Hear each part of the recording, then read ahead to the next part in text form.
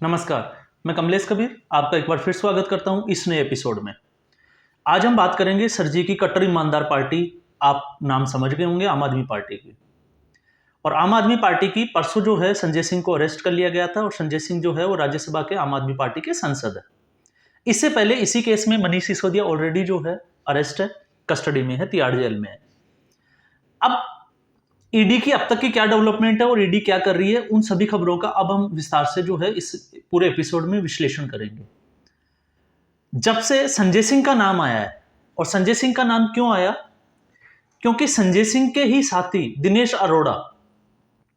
अरोड़ा ने राहुल जयमनी कोर्ट में जो है एक अर्जी दी थी और वो सरकारी गवाह बनने के तैयार है। और उसके बाद में जो है उन्होंने संजय सिंह का नाम लिया और संजय सिंह से ईडी जो है वो उनके घर में रेड डाली और उसके बाद में 8-10 घंटे की पूछताछ के बाद में उनको अरेस्ट कर लिया गया। उसके बाद में जो है वो आम आदमी पार्टी के, आपको पता है, प्रेस कॉन्फ्रेंस में अलग अलग वक्तव्य, अरविंद केजरीवाल, उनके आतिशी हो गया और भी बहुत सारे जो लीडर्स वगैरह हैं उनके अलग अलग तरीके से, और खुद संजय सिंह का भी जो बयान आया है कि हम डरते नहीं है, आप चाहे जितना हम पे अत्याचार कर लो। खैर, ये राजनीति में होता है, एक पक्ष दूसरे पक्ष के ऊपर जो है आरोप प्रत्यारोप लगाता है, लेकिन इनकी वास्तविकता क्या है, हम उसी खबर का पूरा अभी इसमें जो है विश्लेषण करेंगे। क्योंकि अब तक अगर हम देखें तो दिल्ली लिकर जो पॉलिसी थी उसमें सारे आरोप मनीष सिसोदिया के ऊपर लग रहे थे, लेकिन अब एकदम से यूटर्न आया है और यूटर्न आने के बाद में एक चीज साफ तौर से निकल के आ रही है कि संजय सिंह ही वो कड़ी है जिसने मनीष सिसोदिया को फंसाया। तो मनीष सिसोदिया अगर जेल में है तो वो संजय सिंह की वजह से है, और ऐसा क्यों है अब हम उसको विस्तार से समझते हैं। अब तक की जो रिपोर्ट थी ईडी का, अभी डेवलपमेंट ये है कि ईडी ये चाह रही है कि दिनेश अरोड़ा, इसके अलावा जो संजय सिंह के जो खास बंदे थे, विनय गुप्ता स्पेशली उसका नाम निकल के आ रहा है, कि उसके सामने बिठाकर ईडी जो है वो संजय सिंह से पूछताछ करेगी, क्योंकि ईडी को अभी जो है 5 दिन की रिमांड मिली हुई है। अब विनय गुप्ता कौन है उसको हम समझते हैं। विनय गुप्ता संजय सिंह का असिस्टेंट है जो पिछले 14-15 साल से संजय सिंह के साथ वर्क करता है, वो नौकरी करता है।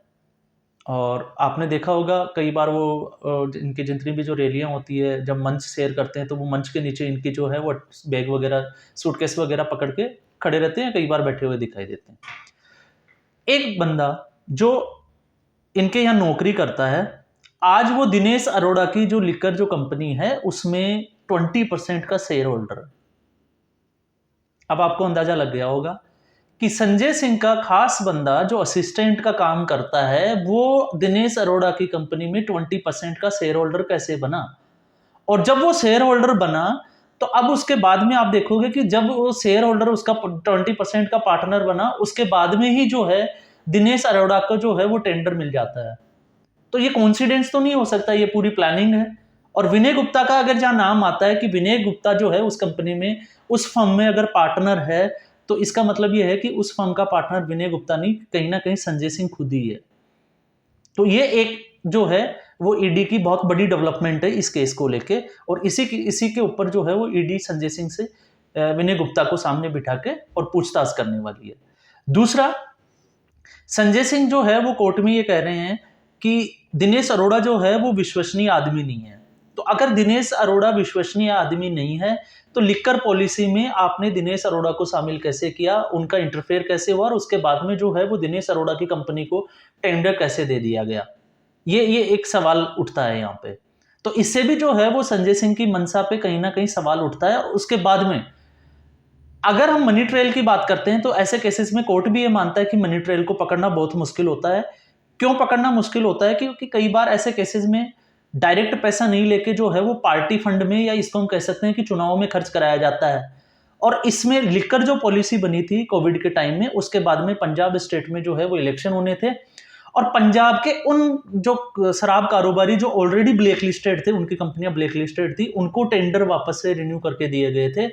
इसका मतलब भी ये साफ है कि पंजाब में इलेक्शन जीतने के लिए उनका जो पैसे का जो इन्वेस्टमेंट जो करवाया गया, खर्चा जो हुआ, वो कहीं ना कहीं इन लोगों के द्वारा करवाया गया। तो ये चीजें जो है मनी ट्रेल को पकड़ना थोड़ा सा मुश्किल है, लेकिन इसके अलावा बाकी जो साक्ष्य हैं उन पे जरूर विचार किया जा सकता है, और ये विचार करने लायक है क्योंकि ईडी अभी इसी डेवलपमेंट पे वर्क कर रही है। तो कहीं ना कहीं ये जो कड़ियां हैं अब जुड़ती हुई दिख रही है। और अगर ये कड़ियां जुड़ती हुई दिख रही है तो आप मान के चलिए कि अभी इसमें जो है वो एक दो बड़ी गिरफ्तारियां और होने वाली है। और दिनेश अरोड़ा, साफ साफ ये चीज निकल के आ रही है कि दिनेश अरोड़ा का एक काम फंसा हुआ था जो राधा इंडस्ट्रीज के मालिक है, और उसके साथ उसको जो है उस काम को करवाने के लिए मनीष सिसोदिया ही वो काम कर सकते थे, और मनीष सिसोदिया से मिलाने वाले थे संजय सिंह। ये अब तक की डेवलपमेंट में सामने निकल के आया है। तो दिनेश अरोड़ा, जिसके ऊपर अब जो है वो विश्वसनीय नहीं होने के जो आरोप लग रहे हैं कि दिनेश अरोड़ा जो है वो विश्वसनीय गवाह नहीं है, तो अगर वो विश्वसनीय गवाह नहीं है तो अब आम आदमी पार्टी का सबसे बड़ा सवाल जो है आम आदमी पार्टी से वो यही है कि दिनेश अरोड़ा का संजय सिंह से क्या लिंक था, और अगर विश्वास नहीं था तो इनको इतना बड़ा टेंडर क्यों दिया गया। और दूसरा जो है वो विनय गुप्ता जो असिस्टेंट रहा है, संजय सिंह का असिस्टेंट है, वो उस कंपनी का 20% का शेयर होल्डर कैसे बन गए। लेकिन आम आदमी पार्टी की हम बात करें तो आम आदमी पार्टी तब से अब तक जो है वो हमलावर ही दिखाई दे रही है, और हमलावर होने के साथ साथ वो ये भी बोल रही है कि हम पहले भी कट्टर ईमानदार थे और आज भी कट्टर ईमानदार है। जो जो पार्टी पहले ये बोलती थी कि हम जो है वो आरोप लगते ही कोई भी चाहे मंत्री क्यों ना हो पहले इस्तीफा और फिर उसके बाद में इन्वेस्टिगेशन, लेकिन हमने ये भी देखा है वही पार्टी के सत्येंद्र जैन जो है वो जेल में थे, जेल मंत्री थे, और पीडब्ल्यूडी मंत्री भी वही थे, और वो अंदर से काम कर रहे थे, और जेल में रहते हुए उन्होंने जो है वो शीशमेल खड़ा कर दिया, टेंडर पास कर दिए। तो ये एक बहुत बड़ा, ये भी एक घोटाला था जिसकी जांच चल रही है, और उसमें तो अरविंद केजरीवाल जो है वो सीधे तौर से फंसते हुए भी दिखाई दे रहे हैं। और इसमें भी अगर हम देखें दिनेश अरोड़ा की, इनके अगर दूसरे जो है हैदराबाद के, आंध्र प्रदेश हैदराबाद के जो सांसद रहे हैं रेड्डी, उनके बेटे जो थे राघव मुकुटा, अगर उनके भी सरकारी गवाह बनने की कहानी देखें तो इसमें जो है वो कविता कृष्ण, कविता नाम के जो है आपको पता ही होगा, वाईएसआर केसीआर से जो जुड़ी हुई पार्टी में भी आई थिंक वाईएसआर से जुड़ी हुई है, तो उनका भी नाम जो है इसमें उछला था क्योंकि साउथ की लॉबी को भी इसमें फायदा पहुंचाया गया था। और ये स्पेशली जो मेन जो केस था वो ये था कि इसमें जो कमीशन था वो 6% से बढ़ा के 12% कर दिया गया था।